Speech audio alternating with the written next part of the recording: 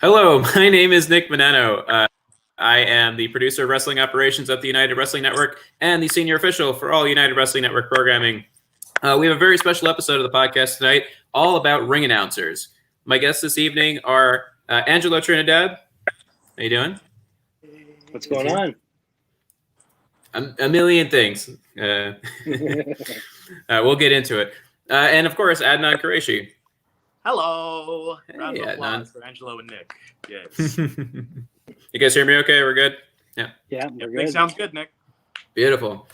All right. So we've had different kinds of broadcasters and things like that over the last couple of weeks on the program. But we haven't had specifically about ring announcers yet. So that's a side of wrestling that people will see, but they may not know, I guess, all the different intricacies thereof. First off, I'm curious, Angelo, how did you get involved in ring announcing? Yeah, so it's funny. I shared this story relatively recently. Good friend and mentor John Ian passed away about now 7 months ago in January. So he had started Mach 1 wrestling, and at the time I was doing ring crew for PWG, and he had asked to do ring crew for Mach 1, so I started helping out with that. His ring announcer that was scheduled was running late. So he's like, I really don't want to run my show and ring announce.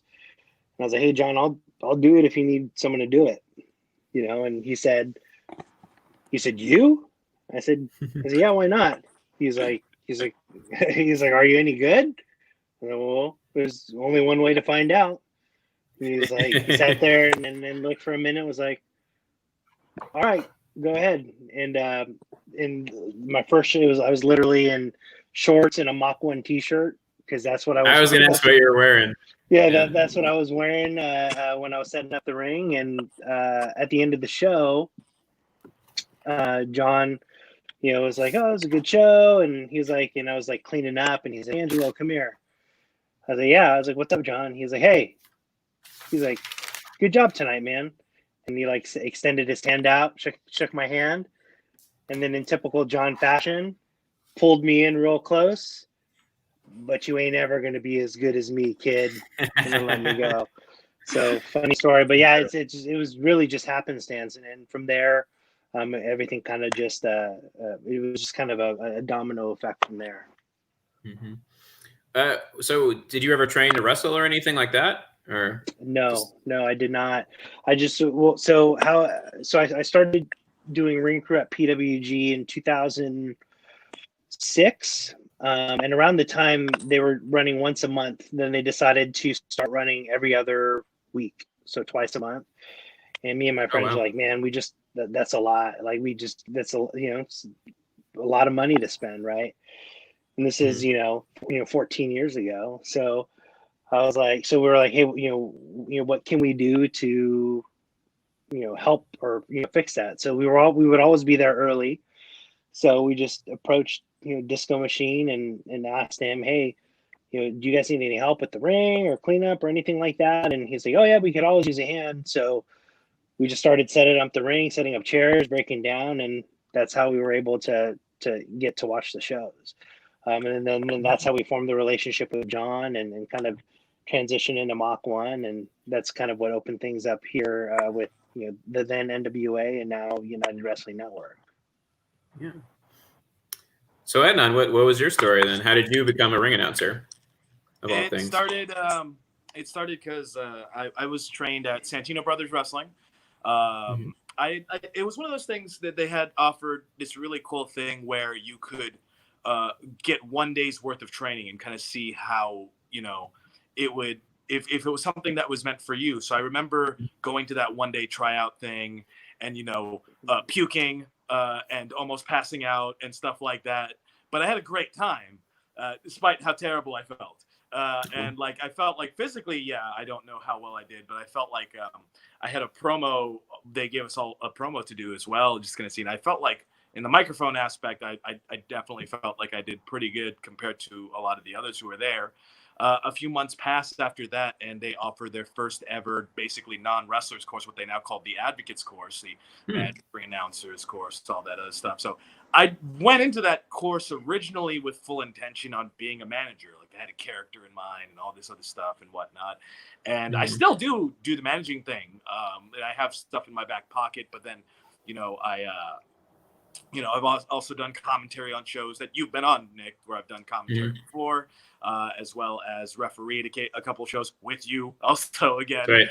But like ring announcing, I fell into, and it was really cool. And it was kind of almost similar-ish to Angelo to some degree. It was we were doing a private show for a biker club. And I brought this is this is like literally the first time I'm helping out and like setting up a ring and stuff like that. And we get some stuff, and Jeremy Marcus taught us really early on, because I was trained by Jeff Holman Jervis and Jeremy Marcus primarily, as well as a lot of the other coaches at Santino's, but they were the primary teachers for us for that Advocates course. Always have your gear with you, because you never know when you're going to get booked. I'm like, oh, okay. For sure. So I had my manager stuff with me, because I didn't know I was going to do anything else. But we set up the stuff, and then Joey Chaos, who who's wrestled before on Championship Wrestling from Hollywood, also was known for XPW, owns Santino Brothers.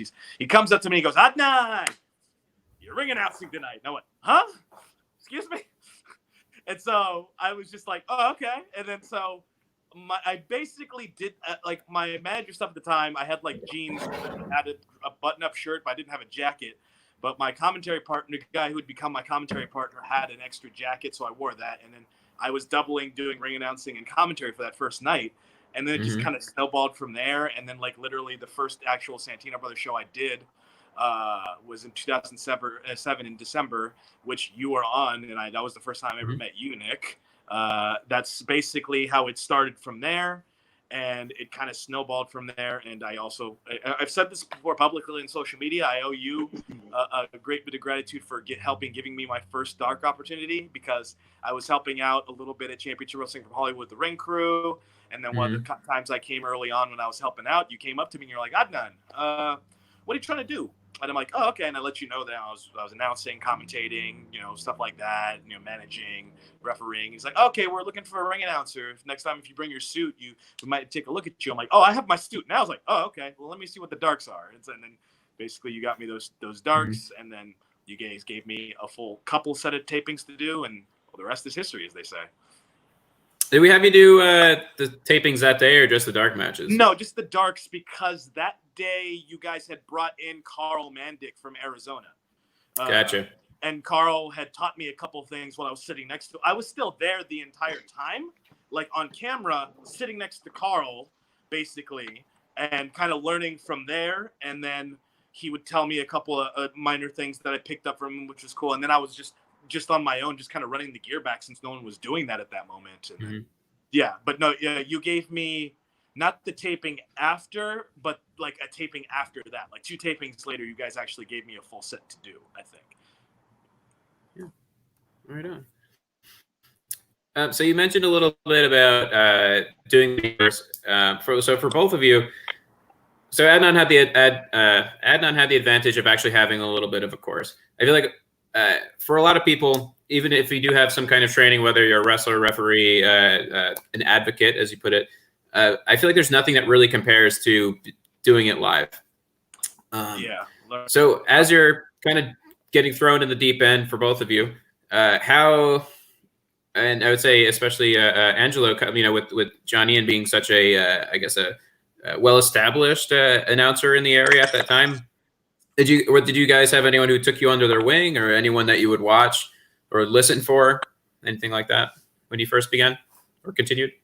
Yeah. So, for me, my fondness for ring announcing started, when I was young, growing up as a wrestling fan, and, even just in combat sports in general.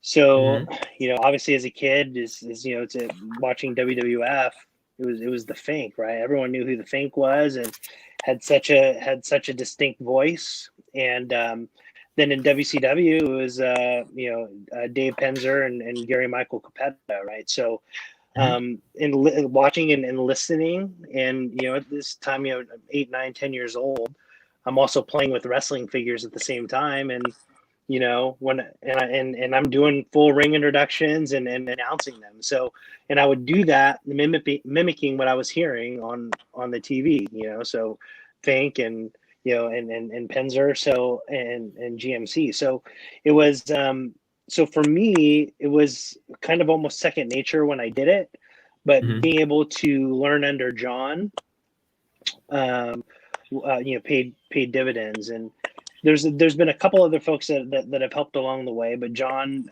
having him around very early on definitely helped. The one thing John, told me is, don't try to copy anyone or sound like someone, but create your own voice. And I mean, we all have heard John announce hundreds of matches, and what John is known for is that boom and that bass, in the voice, right? Talk about, current, your present day, Justin Roberts is known for specific pronunciations and inflections of his voice, when his voice is going to peak and go down. So I had to kind of try to find my distinct sound and voice. And that came through time. And, Dave Marquez helped a lot. Particularly when I transitioned into doing just live events to television. And the best piece of advice he gave me when it came to announcing wasn't necessarily with the style, but with the pacing and the timing. Because the mic is in my hand at the beginning of every match, I control the pace and dictate the pace of the introduction and the show at that point. And so, he said, let those moments bake a little bit, or move forward when you feel you need to move forward. So getting to learn the timing of things. And really Dave and John were two that really helped me along the way. And, later on, obviously, in meeting and becoming friends with Justin and working with Justin, he helped a lot too. Very cool. No, I was perfect at all times. A little bit, I feel like I didn't get like a ton of like just being put under the wing as much as like I kind of like asked for feedback to many different people. Like, I obviously early, Jervis being, oh, hello there, Joe Galley. Basically, Jervis being my original instructor, getting stuff from Jeremy, from Joey Chaos and stuff like that. That was cool. But like every time I got the opportunity to meet certain people, I would ask their advice. So like I definitely get advice from people like, especially under the Hollywood banner, like asking like Yuma or Dave or stuff like what if I sound all right and stuff. And I would always ask for feedback a lot. And then I've actually gotten the same advice that Angelo has gotten when I run into Lillian Garcia last year, actually. It was Lillian Garcia, and she gave me the same advice that Angelo has gotten, in that you don't want to try to sound like somebody else, find your own voice, and that was something that she was taught too. So that seems to be a pretty universal lesson, is that I'm learning, is that it's hard to kind of figure out your own distinct voice, but you just have to figure out what's your cadence. How do you put your inflections? That was something I think John Roberts told me. He's like, think about where you're putting your inflections for sure. Like, what words are you specifically emphasizing during the entrance and stuff like that. And I remember one of the times, like, introducing Royce, our boy Royce Isaacs, shout out to Royce in the NWA. Like he gave me a nice little tidbit too one time, where sometimes you also want to figure out the importance, because it was one of the times when him and Tom were the NWA tag champs. They came and they had a match where they just kind of beat down on Frank and Phil Good. And it was just like, you kind of want to also put more importance on the guys who you knew are going to be the bigger guys in that particular case, as opposed to, giving the same emphasis to a match like where the whole point of it was to make Royce and Tom look like stars. You know what I mean? So those are also little tidbits that I've learned throughout my time. Yeah.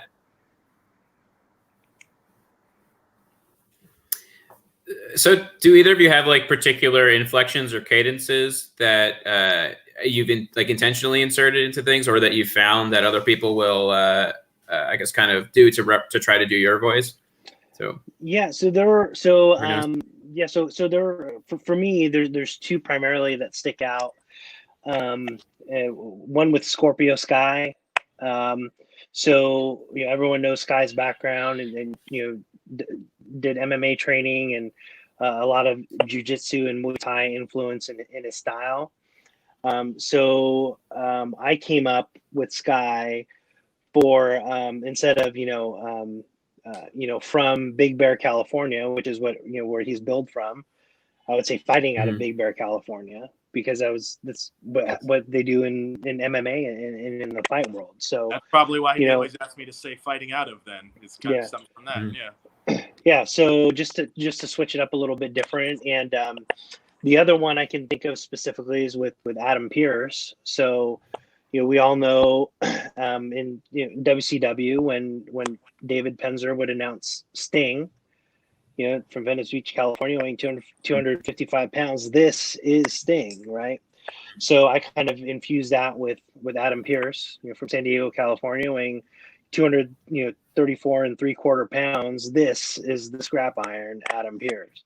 So just kind of to add things to your point, there's guys that you want to make feel more important than from an introduction standpoint, because I've always looked at it as it's my job as a ring announcer to help the talent get over, right? But based on if we were to introduce everybody the same exact way, and there's no difference in how you introduce them, then how do you differentiate whom is who? Because there's some guys that you want to make sound bigger than others. So those are the two examples that I can think of. And my style is more, I guess you could say it's more traditional style, because the other ring announcer I can think of here in Southern California, Christian Cole, his style is more surrounded the MMA style, which is fantastic, and it's very high energy, high paced, and that's I love what he does. But for me, it's more the traditional style. So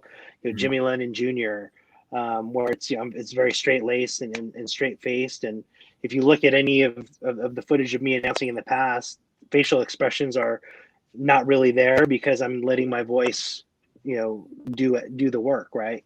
So but yeah, those are the ones I can think of, and those kind of just happen organically too, and that's the beautiful thing. You can't force anything. Yeah. For me, it's thinking about like inflection being important, and the things I like to emphasize, especially like if there's a championship where a guy's a champion, is inflecting much more on like the United Television Champion, like that's a very important thing, because you want to know more so than their height or their weight. It's like, oh, this guy's got a title, and then like finding my inflection then on the name, like what rolls off the tongue the best, what sounds the best. Or like when you're talking about like when you had This Is, like with Watts, it's that simple. It's just This Is Watts. And I always realize that my inflection there is always on the is, because I like to make it more like you're anticipating what the name is, because it's always like, this is Watts, and then like give it just some kind of oomph on the actual name, because the most important thing is going to be the name of the person who you're introducing, and it's funny because I think about like the early days of when I started in Championship Wrestling from Hollywood back in March 2018 was the first times I was getting the opportunity. I was only like 5-6 months in when you guys picked me up, and so I was still developing really at that time too. And I've looked back at like how I ring announced back during that time, and it's not the same as me today. And it's like it's so difficult, and I'm sure it's got to be the same for you, Angelo, that if you look at your earlier stuff, you're like, oh, I do that so much better now, like and I remember even Angelo actually had once messaged me I don't know, like sometime in 2009, it was after the Heather Monroe Jazz match for the NWA title, and told me that he's from what he's looked at me, it's like that I was a lot better than what he'd seen before, and that I'd really improved as far as being a ring announcer. And I always thought that was really cool of Angelo to do that, because Angelo and I've never known Angelo to a huge extent. Funny thing is, though, I've always had a weird connection to Angelo even before wrestling, which is like the weirdest thing, if I can tell this story. Yeah, absolutely. Yeah, because like the first time I ever met Angelo was at the first Red Carpet Rumble I did in 2018. He came out to go and meet and just to visit and whatnot. And I met him. I was like, oh, okay, cool. And Angelo didn't introduce himself to me as a ring announcer or another United person or anything like that. He went, oh, hi, you work in Trina's district, right? And I went, and my brain went, huh? Because Angelo used to work for GameStop. I think were you a regional or a district manager? District, yeah. He was basically a district manager in a district that wasn't mine, but he had known about me, not necessarily through Hollywood, or even if he did, maybe he'd put the pieces together. Like, this is the same guy that works in that one store in this other person's district. So that's it. And so I'd also worked under someone else. My manager at the time was actually someone else who had wrestled for Championship Wrestling from Hollywood. Brian Weston, if you remember, he was part of the Nobodies and stuff. He was my manager at GameStop at the time, and then when I started going, I was like, oh hey, I used to wrestle up there, and so I always had this funny vague connection to Angelo, and then to finally meet him in that aspect was really funny. And it's something to really laugh about, like in post, that like I'd never met Angelo when we were working at GameStop at the same time, but I would meet him later after we were both gone from GameStop. Yeah, and then the reason why I had known about you is because of Ryan, because you worked with him, and he would always tell me, hey, my SGA is a huge wrestling fan, blah blah blah. And that's how I knew, because Ryan's like a brother, one of my best friends. He was one of my groomsmen at my wedding. So that's kind of how I knew about you, and that's kind of why I approached it the way I did. Because hey, this is it's a weird 6 degrees connection. So which I think is awesome. Yeah, I knew there was that. I just was surprised that that's how you brought it up to me in that moment. I was like, it just got taken aback for a minute. Like, oh, okay. We're gonna do this as GameStop employees, sure, yeah. and then I would be gone from GameStop later that year. So there you go. Oh no, we've lost Mr. Banano. No, Nick, why? That's okay. But I just think it's really interesting to think about how this world of wrestling connects us, because I knew that you were his groomsmen and stuff like that. And when I first started too, I wasn't that good. And when I look back at when I look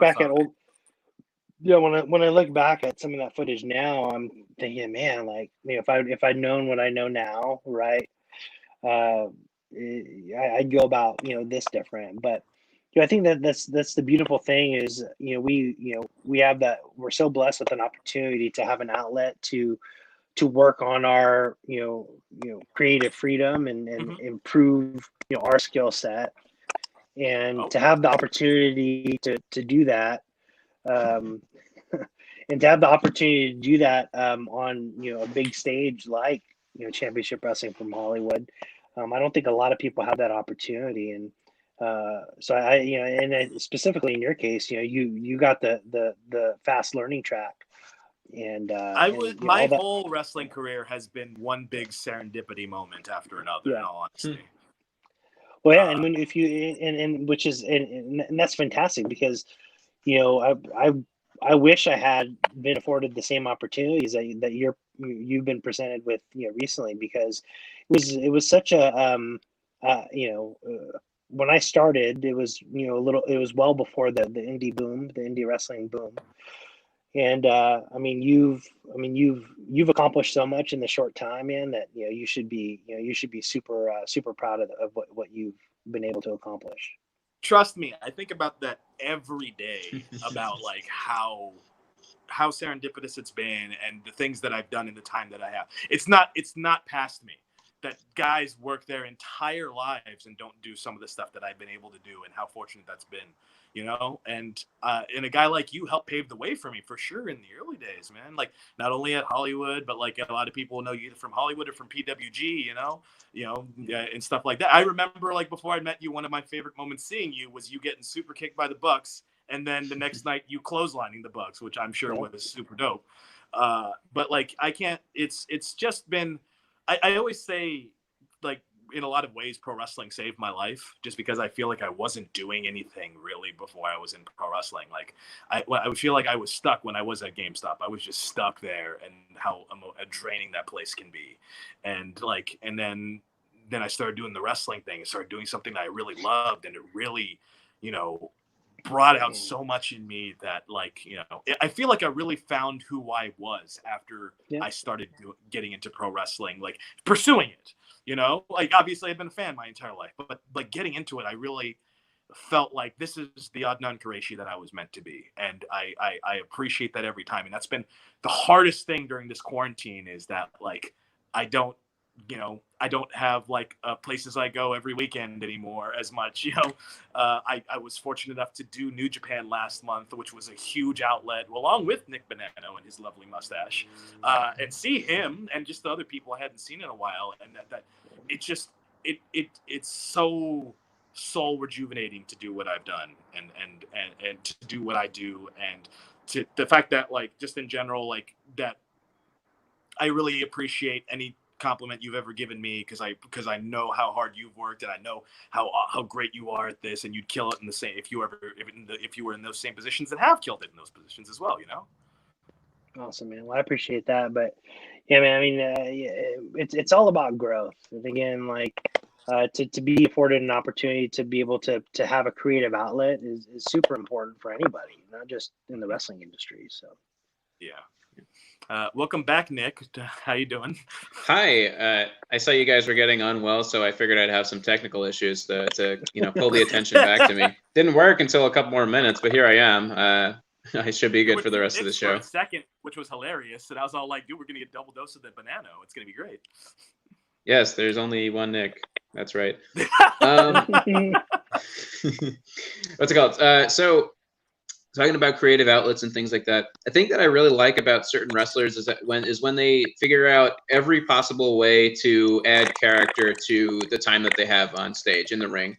And one way that I find that comes up is either they have kind of like a gimmick hometown, a gimmick weight, or they'll literally stop you during the introduction to add a little bit of something. I feel like that was a trend, like with the last couple of years, and it kind of died out. But are you guys getting a little background noise? Sorry. Yeah, a little bit. I'm hearing a little scratching. I don't know what that is. What's it called? Yeah, but I guess for you guys, have you worked with someone who, I guess, say, inserted a little extra tidbit into their introduction while you were doing the intro? And do you like that? Do you dislike that?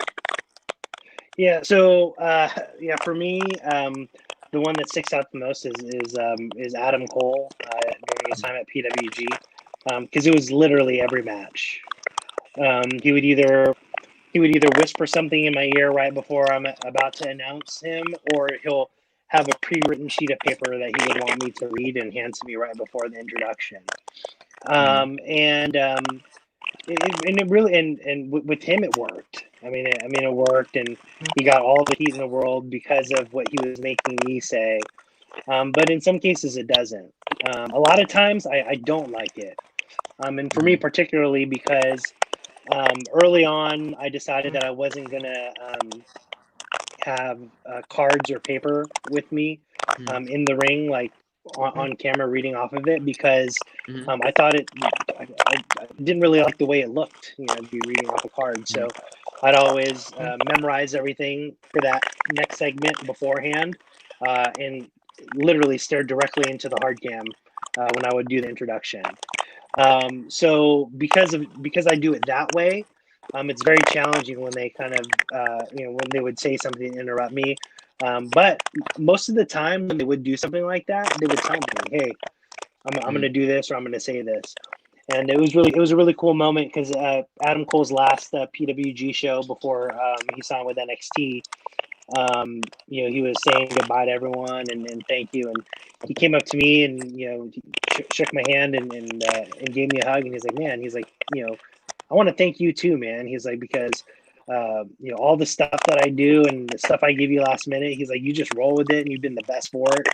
And he's like, "And that stuff worked, man." He's like, "You're a huge part of the reason why why this worked." And I was like, "Oh man, I appreciate that." So, So it really depends. You know, so when it works, it works. But sometimes it's a distraction too, because I've had it happen before, where at PWG I was announcing a tag match, and it was Chris Hero and Tommy N, now Aleister Black, that I was announcing, and right after they make their way into the ring, Chris whispers in my ear, "Hey, our tag team name is Heroes Eventually Die." And I was like, "Okay, cool." And now in retrospect, I look back and I was like, "Man, that doesn't really roll off the tongue that easy." And I wasn't prepared to do that. So I get through the combined weight, and the team of Tommy and Chris Hero, and I just blanked on the name, like literally blanked on the name. And I gave Chris the little eye Iggy, like, and he got it, and he just grabbed the mic from me and started to cut this big heel promo, which was great because he bailed me out.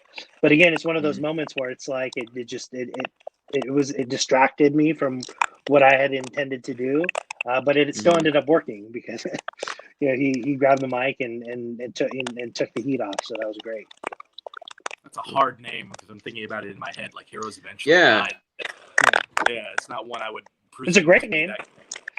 It's a good name. It's a great name based on the two characters, but in the moment, it really distracted me a little bit. So I feel like it's like one of those names like TMDK where you kind of want to like use the initials. Like HED is not a bad like name for that, which stands for Heroes Eventually Die. I feel like when it comes to me, like a lot of time, like with Jervis, he gives me that like I remember I go through this with Nick a lot of times before the show. You remember there was this period of time where Willie Mack was our Hollywood Heritage Champion, and he would do something different every single time. And after, like, he would like be from like the land of milk and honey, or like one of the times that was it was, since I was still early to you guys, like, you probably shouldn't have done that one, which was when he was like coming straight from your mama's house. That was one. And then Gentleman Jervis does the 3,000 butterflies. And then I also think the funniest one with that one was when him and Super Beetle were first doing the Friendship Farm things, and they weighed in at a combined weight of 3,000 butterflies and 1 beetle, which I thought was fantastic. As far as like interrupting, like I remember specifically last year at Coastline Clash when we had MJF versus Willie Mack as the main event of one of the episodes. I barely get to start, and MJF pulls the mic from me immediately, trashes on me, gets heat from the entire crowd, especially my friends who were in attendance on that day who had bought tickets. You can see them get super mad at MJF for that, and like insults and throwing at me. And they're on hard cam too, which is even better. That was a great moment as far as like those moments. And I also think about like when Johnny Yuma came back, when Vermin reinvaded. Johnny Yuma loved to take there was a handful of times Yuma just wanted to mess with me all the time, and it was always, I thought it always worked out pretty well every single time, and he pretty much did it just to give me just a little bit of more camera, but it also got him heat every time he'd mess with me because the Ocean View Pavilion crowd has grown. It's weird because ring announcers, I'm supposed to fade into the background. I'm supposed to present the action, but the Ocean View Pavilion crowd likes me enough to where there was a time in between something had happened to me and they started chanting my name. And I'm all like, oh, this is weird. I've never heard a chant for me before. Like somebody healed on me or something. And the crowd wanted to see me do something. I'm not going to do anything, but like, they just like, I've become like an endearing face, at least to the crowd there for sure. Especially when someone is really mean to me. Cause I won't, and I'm not supposed to stand up for myself in those particular moments. That's not what I'm there to do. I'm there to accentuate the guys. And if they can get themselves, just a little bit more like oomph by being mean to me, then yeah, I'm totally in with it. It's always, I think, a good moment and one I always enjoy being a part of, whether it's I'm known about it beforehand or if it just happens on the fly, like when James Storm spit his beer on me because of and that was totally a moment that like wasn't supposed to happen, but it happened. And when it happened, I'm like, I know exactly why this is happening because of like just a series of unfortunate events where I became the scapegoat. I'm trying to remember if I was, because I reffed that match with that beer bottle. I'm trying to remember if I would have told you to leave it there, or because usually you don't always. Okay. That's why I took it to the back, because that's what I'm course, supposed to do. Take it to the back, and then he comes out. No, and I'm like, oh no! And it wasn't even just that; it was the awkwardness of me going to grab it, and then if you remember, I tried to give the bottle back to James Storm, and I dropped it. Oh no!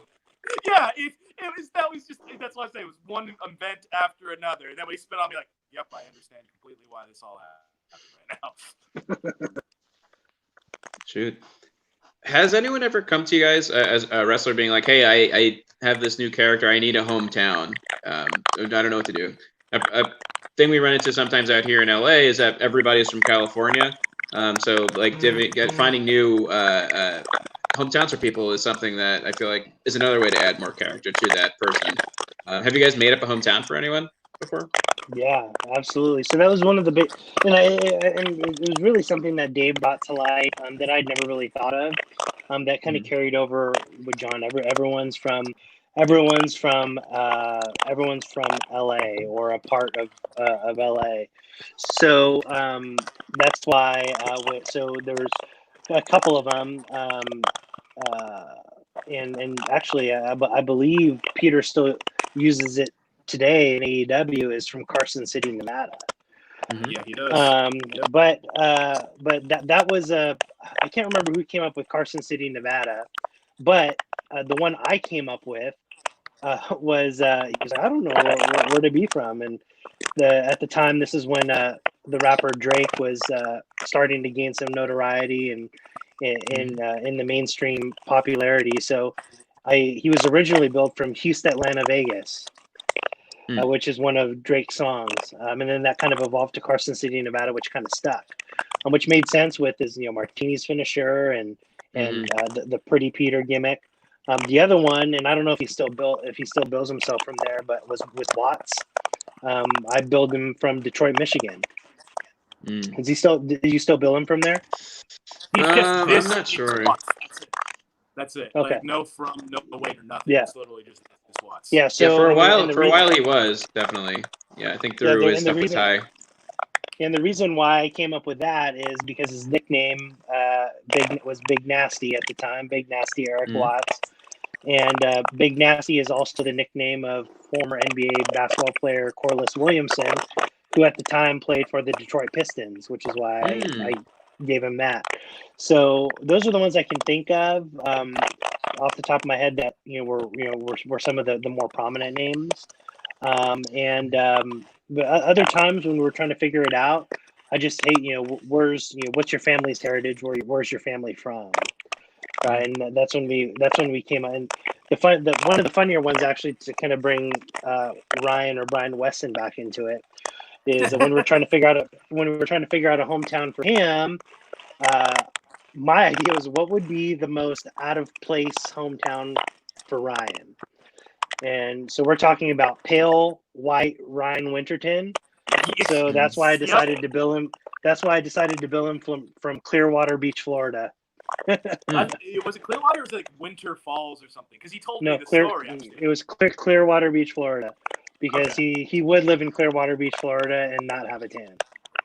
Yeah, he actually. Me and him were working together at GameStop. Actually, funny enough. I haven't had too much of that in particular. As far as like figuring out like trying to come up with a hometown or anything created like that. A lot of times for an intro, I have figured out a little bit because when we had R3 doing a lot more stuff with us at Hollywood, he would be grilled from Gravity Hills, California, in Arizona, is what he told me. And I went, well, here, I think we should just drop the California because Gravity Hills just sounds cool. And also we don't have to like use the California bit. So I would just drop the California in that case because Gravity Hills just sounds cool. And you kind of just wonder, where's that at? It sounds almost kind of mystical in some way. Well, that's the thing I like stuff like that. Like even with Ray Rosas, he was from Lancaster, California for a while, and now he's from Antelope Valley, which is kind of the same area, but like where is that? Where's Antelope Valley? Roads End for when we had Bateman, which is apparently more open. So there's that, and then like also for Keita Murray. Keita's I did change because Keita was gonna do from LA because he lives out here, but he's like, well, I'm originally from Scranton, Pennsylvania. I'm like, well, just use that because we don't got nobody from Scranton, Pennsylvania here. So that's what Well, I went in.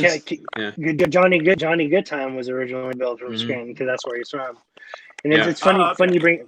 funny you bring up Scranton, Pennsylvania, because the other thing that I did differently from an announcing standpoint that kind of set me apart differently is anytime anyone would be announced from anywhere in Pennsylvania, I would always announce it as Scranton, PA, or Philadelphia, PA, or Pittsburgh, PA, and that's literally the only state I would do that for. And I don't know how that started, but once I started doing it, I kept doing it. And it was a little bit different. It became a bit of a signature for you, for anyone from Pennsylvania, which is kind of pretty cool, you know. Right. Okay, so that's how you guys can kind of put your own twist on hometowns and weights and things like that. So a lot of times, especially for TV, the ring announcer is tasked with explaining the rules for whatever BS the creative team came up with. Angelo, having been a big member of creative for quite a while, would you think about how you're going to explain the rules when you're putting stories together, or like did things just kind of fall into your lap and you're like, oh wait, how are we going to do this now? It's going to be very wordy. I think that was probably the most challenging piece, because at that point, so the best example I can give you is with the 7 levels of hate. The first level was at Glendale Studios at Championship Wrestling from Hollywood. It was First Blood, and Adam had a very specific way he wanted it to be described in the beginning with the introductions. And I wanted to do it without cards. So that was very stressful, and I did it and it went off without a hitch. But yeah, it's very challenging because there's so much information. So now when I stopped doing in-ring announcing and transition specifically to backstage and behind the scenes, anytime we would have a match that had a lot of rules, I would print it out for the ring announcer and have them read it and let them know, just read it off the card, because we're going to have someone put a graphic on screen with the rules as you're reading it, so you'll never be on camera reading it. Yeah. We did that. So we did that with Justin when he guested ring announced the Red Carpet Rumble, because we had that distinct difference where when it comes to the final two, it becomes one fall to a finish instead of over the top rope, right? So we wanted to make sure we got that across. I think we did something similar for Dan Masters when we did. I doubt anyone remembers, but we did the Tag Team World Series with PP Ray and Rock Nest Monsters, which was a best of 7 falls match. Oh my! Which I don't know if you guys remember that. Quick backstory on that. That was supposed to be like a best of 7 series across different United promotions, but kind of all fell through. So we had already announced it. We were married to the idea. So Shmo and I were like, let's just have a best of 7 this time. And it happened in October, which is around the time of the World Series, which is why it was semi-relevant. But yeah, so because of that, we needed to put a graphic on the screen because there were lots of rules to explain, and we had rest period in between specific falls. So it's definitely the most challenging part because sometimes there's a lot of information to communicate. Yeah. Man, how long was that match for 7 falls? It was one whole episode. It was one whole episode. Cool. So and it ended up being like the match time ended up being like 44 minutes. And then we just put pre-match promo and then post-match promo after. That's cool. Nick, how was it you watched the Red Carpet Rumble rules for so long and didn't tell me we're going to put a graphic up over my face, so I do it with no card, and yet I still have to have that graphic over me? Why? Adnan, you started this conversation by talking about how everything's been throw you in the fire and you're going to learn on the moment. So, why would I change my game now, especially this year since we're not having a Red Carpet Rumble due to the current situation? If you want, though, you could explain the rules to me right now. What are the rules of the Red Carpet Rumble? The competitors who draw number 1 and number 2 start the match. Every 60 seconds, a new competitor joins the match until all 30 competitors have entered. Eliminations occur when you are thrown over the top rope and both feet touch the floor. When we are down to our last remaining competitors, the winner is determined by a pinfall or submission. The last man standing will be the winner of the 2020 non-existent Red Carpet Rumble. Because I've had to, practice that so much, So I'd say, see, you got it. And if we had an actual stipulation to it, like the winner would go on to a match, or the winner is the champion, we would have stuck that at the end. But yeah, see, what's it called? Yeah, so there's that. But like, Adnan, you and I have had so many conversations after production meetings about how we wanted you to specifically describe things, to the point where recently at the PP3 finals from this year, super interesting finish. Ray had wins the cup by disqualification by pulling Anthony Idol's leg into my crotch. So it looked like, from my perspective, that Anthony Idol, put his hands on me or kicked me in the crotch. I remember explaining exactly what we were going to say after, like, to you beforehand, and then I completely forgot what I needed to say once the match happened.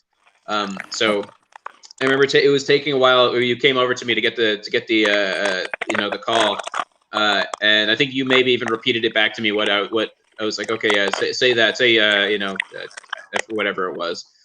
He struck an official. It just kind of went awkwardly in that moment, but we had to go with it, So yeah, we did it as best as we could. You and I, yeah. So it just became just a DQ finish where Ray sneaks away with the cup and Static has all this power all of a sudden at the end of that episode. Man. But you and me definitely all the time have these conversations about wordiness with certain things when it comes to rules or whatnot. And 9 times out of 10, or I don't think that might be the time, but you usually tell me after, like, okay, cool, that sounded pretty good after a contest, because like if we have like a ladder match, like a lot of times when there's a special stipulation for like a title match, I won't do the in-ring introduction. We'll instead just have me do the rules before and then just do it like a regular introduction, since we have the stipulation going into it anyway. So like we've had to do that with the ladder match. We had to do it with the bull rope match for sure. We've had to do that for like one of my early times when Adrian Quest had to go through Pinks to get at Fidel Bravo, and if he beat Pinks, he would be handcuffed to the ring or something like that. Had to go through stuff like that, And right. So a lot of it is just figuring out a way to get the flow to where you don't sound too wordy, like you're gonna give a freaking science lecture or something like that before the start of a match. You want to give the information as clear and concise as possible, and I think we do a pretty good job at figuring out how do we word this in what way and whatnot. So, and it's turned out pretty well, I think, 99% of the time. Maybe the one instance, maybe at the cup this year a little bit, but that's about it. I don't think that was that big of a deal. But I appreciate that you do see it that way, that you're getting it as simple as possible, because we're doing this mostly on television. The commentary will always be able to fill in the gaps of anything else within the rules, so they can discuss like the pros and cons of each part of the rule itself.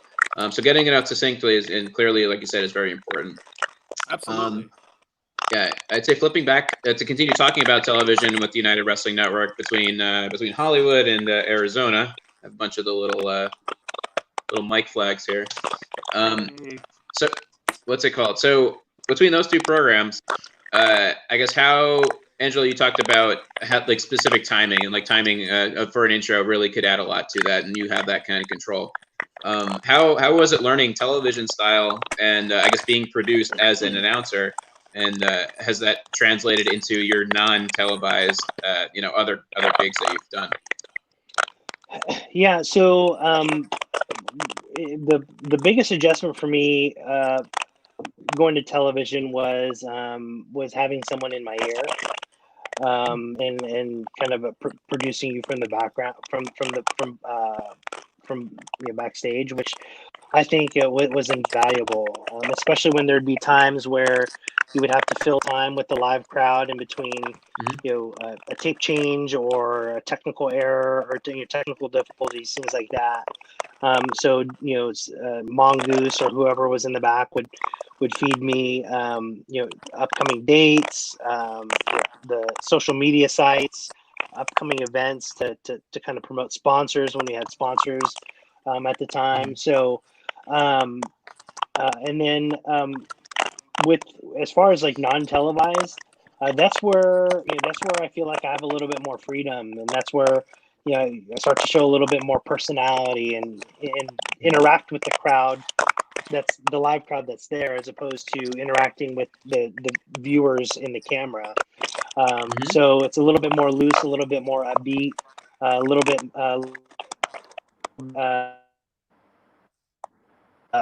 play around with things. Oh no! Did we lose Angelo? Challenge event we did at the Commerce tag match was PP Ray versus the Revolution, and PP Ray decided to come out with a giant American flag. I was like, oh, that's really cool. And then I go, man, we're not on TV. What if you guys come out to Real American? and I was like, God, man, Dave's never gonna go for that. So I go, Dave, what would you think if they come out to Real American? They're gonna come out with this giant American flag. He's like, yeah, that could work. So Revolution comes out first. They cut their heel promo, whatever. Boom, Real American hits. The roof nearly blew off the place. Like, they didn't care. They knew it wasn't Hulk Hogan coming out. Yeah. Here come Peter and Ray, larger than life with the giant American flag. Crowd went nuts. And they finished the match with a double big boot and a double leg drop. Amazing. So it's like, it's moments like that where it's not only a treat for us and for the boys in the back, but it's a special treat for the fans that are there live, because none of that stuff ever aired. You know what I mean? And there was some great stuff that happened on that show. And there was a really great match with James Morgan and B-Boy, which was awesome. And then where B-Boy did a crucifix bomb to Stu Stone from inside the ring, outside the ring on the Family Stone, which was awesome.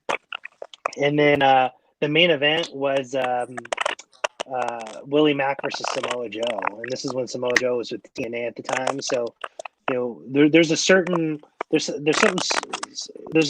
special sauce at non-televised events that we all try to want to put our own thing on it, and that's when you'll see and Nick. I mean, a lot of the fun referee shenanigans that we put on were on non-televised events. I mean, so. Or some on TV. I think did I have you, or were you repping the Kikutaro and Devin Sparks match where we did the Go? Yeah, that was me. So, dude, that was like one of the funnest segments I ever produced. So. Yeah, there's a photo that was taken from that match that I still use a lot, where I forget what the spot was. It was like it's like Kiku ended up hitting me with something, and I was kind of crouched in the corner holding my chest, and it looks like I'm like holding my broken heart. So anytime that something sad happens, I'll put that photo, like, oh, you broke my heart. I was like so upset. That's awesome. Yeah, it's such a good picture. It was your picture on the Wrestling Pro Wrestling, I think, page for a while. Oh, it was. You're right. What was I gonna say? What were we just talking about? I'm trying to think. What were we talking about right before we started? We were talking about like, live event, difference between live events and television. Oh yeah, man. So last year about this time, it was last June, I think, we did a live event at a Canyon Club in Agora Hills. Adnan, were you at that show? It was on Father's Day. On Father's Day, yeah. And what's it called? For whatever reason, I wasn't looking forward to that show for some reason. There was a lot going on, and I just didn't think maybe it would be well attended or something like that. And it ended up being like one of the most fun shows I was at last year. And I remember I refereed every single match out of a circumstance that was beyond my control, and it just became a super fun show. It was like and I remember you're talking about things that can only happen or like work really well in live events you can't necessarily do on TV. The end of the main event for that one, which was for the TV title, it was Scorpio Sky defending against Watts and Ricker, Eli Drake. Yeah, and they ended up bumping me with something, and then it was like they described it as like WWF main event Monday Night Raw, and which was every single person in the back did a run in, and I don't mean that like exaggerating. Every single person we had in the back did a run in. And so at some point, I think Sky just shook me to wake me up, just because there was so much going on. I just needed to tuck away in the corner for as long as possible. But just hearing the crowd and everyone, you could tell that the wrestlers are having a good time, even if I couldn't see them. Yeah, it was, everyone's running in, hitting a spot, shotgun finish, they get tossed out, next guy. But there's a clip that comes up every once in a while in like Hollywood packages of everyone everyone's beating up Vermin, and that was a thing that we did after a taping. There was like a bonus match. The best. The best. Yeah, and it's just stuff like that. It's super fun. That it also lets the crowd like be in on something too. Yeah. So I think that's an endearing thing between the announcers and the crowd, and then the show and the crowd. So I think things like that are very welcome, in the wrestling world. Yeah, you bring up that Father's Day show. That was a very memorable show for me as well. Being there, and one, we got a lot of free food out of it too, which is also that's right. We had the band, and I'm like, I'm on the band, hell yeah! So like, getting all that stuff too. But like, there was so many fun moments because you were talking about crazy things that happened in the match. I forgot who Andy. I think it was Andy and Adrian versus Rockness. It was Andy and someone versus Rockness. I think that's right. Yeah. So yeah, Static before Static. And Andy and BHK, Kevin Martinson, fight to the back. Then they fight like to the locker room area, and then Yuma and Quest are just confused because they're just gone. Then they fight through the sofas, and then they're fighting on top of people and stuff like that. It was so hilarious. And then I think that you were doing a 10 count. They finally get in before the 10. But it was just somehow journey of this brawl that took place that nobody's seeing. For all we knew, they could have grabbed a sandwich when they were in the back and then came back out and started fighting because there was no cameras or anything. And so, since it was untelevised, that was a lot of fun. And then that show also is memorable for me because I think it's one of the best moments in wrestling I think I've ever been a part of was when me and Dan Joseph presented that fan with the title belt. Like it was since it was his birthday. If you remember that moment. Yeah. Because it was just a super heartwarming moment it was really cool being able to share that moment with Dan Joseph and see the look on that guy's face when we gave it to him and all that. And like, it's one of the things I remember from the most in my entire wrestling career. So I'm really never going to forget that Father's Day show. It was probably one of the best things I remember. I'd say so as we're starting to wind down here, I know you just rattled off a whole bunch of memorable moments. We got a question from the comments here. Archer asked, do you have a favorite moment from a show that you've been a part of? Either of you, if you have one that stands out beyond everything else. Mine's very easy. It was being able to announce Adam's last wrestling match. And the reason why that was so awesome for me is at the time I'd probably already stopped announcing and been focused solely backstage for 3 or 4 years at that point. And Adam reached out privately and said, you're announcing my match, right? And I was like, and I thought that was super cool and super awesome. But my concern about the whole thing was, well, if someone else is announcing like the whole show and I announce that match, like doesn't that give away the potential finish, right? Right? Oh. Because the stipulation was if he loses, he's never going to wrestle again. So it's essentially like title versus career. And and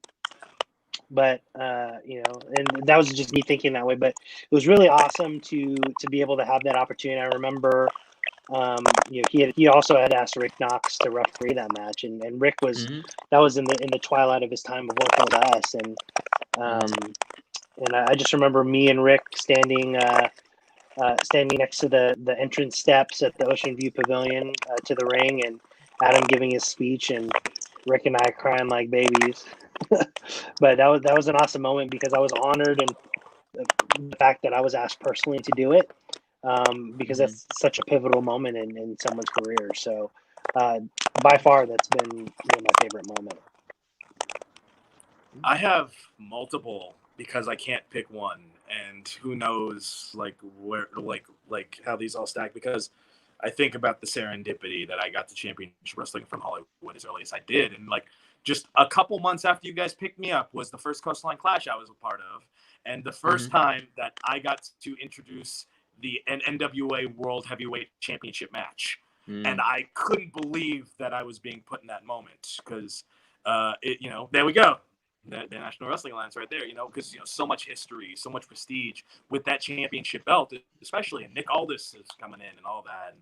And I just remember being like, wait, I'm being trusted to do this title match, and I couldn't believe it, at that moment, and it was surreal because I remember my experience with the NWA title was watching TNA in the early days because their first 3 years were using the NWA title, and I was a huge TNA guy, and it's seeing like, and now I'm introducing the NWA World's Champion, and then and thankfully it somehow wasn't the only time I've had the chance to do that. I've had to do like multiple championships within the National Wrestling Alliance umbrella, which is a huge honor. Was that for Aldis's first title defense once he became champion? Or I don't think it was first. No, because it was a triple threat with Josephus and Crimson. I think that was a match that led to that match. Oh, Coastline Clash. Yeah, that's right. Yeah, you said that. Yeah. So it was not his first match after he became champion, but it was one it was an early part of the Aldis Crusade before his second reign. So there was that, and I've also got to do a match of his in the second reign, the NWA Women's title, stuff like that. And then when we talk about TNA, my time in the United Wrestling Network parlayed me into doing 3 days of Impact, and that was a trip to do something like the X Division title, which was like my favorite championship back in the day because I was a huge fan of the X Division. And then or the first milestone I did in 2018, because my ultimate dream, when I got into was to be a part of New Japan Pro Wrestling, was when we had the Young Lions that on that particular show. We had Carl Fredericks in a one-on-one with Russ Taylor, and we had Adrian Quest and Bateman versus Clark Connors and Alex Coughlin as a tag team. And I just remember, and Katsuyori Shibata is in the building, and he's watching, and that's the guy who won New Japan Cup in 2017, former multiple-time never openweight champion. And I'm on the same show with these guys from New Japan, and like my time in wrestling, like I said, serendipitous, and Championship Wrestling from Hollywood, the United Wrestling Network has helped make me grow in so many ways, and afforded me these incredible opportunities that I've been trying to run with, and made, when I think about growing too, I'm pretty sure Angelo's influence indirectly on me, since he chose not to use cards when he is on camera. I think that's why you guys told me to never use cards when I'm on camera. So that's most likely how I learned that super early. Whenever I'm on camera, I don't use a card. If I'm off camera, then for sure I'll use a card if I need it or whatnot. But otherwise, on camera, I memorized a lot of guys. And then eventually, and Angelo, I'm sure this is the same for you, when you introduce somebody a certain number of times, you just kind of know, it's like, okay, you just double check. Hey, do you still want your intro like this? And if it's something different, then you have to make a note of that. But if they don't change it, then you've pretty much got it set after a certain amount of time. And so that's also helped too. But there's so many great moments that have happened during my time, in Championship Wrestling from Hollywood and all across wrestling. And I'm super looking forward to whenever we're able to have fans again and stuff like that. Just when we can do more with this. And reading out the rules of the Red Carpet Rumble, there's a great picture of me and Nick when Nick's holding the Heritage title that was taken right before I read the rules.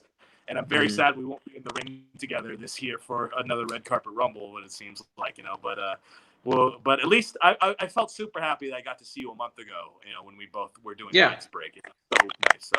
So, but yeah, too many moments, and that's just a tidbit. And I'm sure I could spew on and on about just incredible moments because it's all surreal. All right. Well, I'm glad that you that I was a part of those moments for you, at least in a little bit. Especially because with that first NWA title match that you did, was the first of the half hug that you gave me by putting the microphone around me, so I could announce the rules. I got that from Jeremy Marcus. That's how he liked to do it when we would do certain belts at Santino Brothers, certain championship matches. Yeah, it's through the arm. Our submission title, because it has those specific championship rules. And so he's like, it's like the UFC style. So I have that collection of pictures. You, Jeremy, Odie, and Isaac Hayes. I've done the half referee hug, and I was like, one day I'll fully hug a referee when I build up the courage. But that's the great. There's that great picture that was used in the intro of NWA Power of me giving you the half hug during the Aldis Crimson Josephus triple threat match. Yeah, that's true. All right. Well, thank you both so much for joining me tonight. Where can we find you online, Angelo? Yeah, so I don't have too much social media, but one of the side projects I've been working on since stepping out of the ring is the Beer Baseball blogcast. So we are live each and every Tuesday at 6 p.m. On Twitch, on Facebook Live, and on YouTube. You can find us at Beer Baseball, or just search Beer Baseball blog or Beer Baseball blogcast. I also have a lot of unboxing videos on there as well. Otherwise, you never know when you may be seeing this face pop in a ring. I like it. How's about you, Adnan? You can find me on both Twitter and Instagram at @the-Adnan. That is THEDASHINGADNAN. That's the-Adnan. As well as I have an old kind of dormant YouTube channel that we were doing a little bit more with. Then quarantine kind of hit, and we haven't done as much with. But it's youtube.com/one4u-show, ONE, the number 4 letter U show, where it's mostly about kind of gaming and kind of like nerd culture stuff. And recently, I just did another interview a couple months ago with a hero of mine, not from wrestling, but from the video game industry, Victor Lucas, who's been doing stuff on television with wrestling for 20 years, 25 years, as somebody who covered video games on actual television, and it was a hero of mine, and I can't believe I've had the opportunity to interview him not once but twice, and we had a very great discussion about gaming as far in the post-quarantine era and how it's going to affect media and stuff like that going forward. I think everyone should check out. I think it's a lot of really cool content if you are into that stuff, and just in general, check out all the stuff that all of us are doing. That Fight TV, KDOC, New Japan World, all that other stuff, YouTube, for all the stuff that we've all done.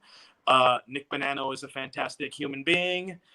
Angelo Trinidad is a cool dude who I have not had a chance to spend enough time with, like other people have in the United Wrestling Network. But I appreciate Angelo for paving the way for someone like me to have the opportunities that I've had in the United Wrestling Network, and I appreciate a guy like Nick for sticking by me and helping with those opportunities as well. So I will always be grateful for Championship Wrestling from Hollywood and the United Wrestling Network. Right on. Again, thanks for joining me. I'm at Nicholas Bonanno on Twitter and Instagram. Follow United Wrestling Network at United Wrestling on Twitter, United Wrestling Network on Instagram, Facebook, and YouTube. So thanks again, everyone, for joining us tonight, and shout out to everyone who networks with United.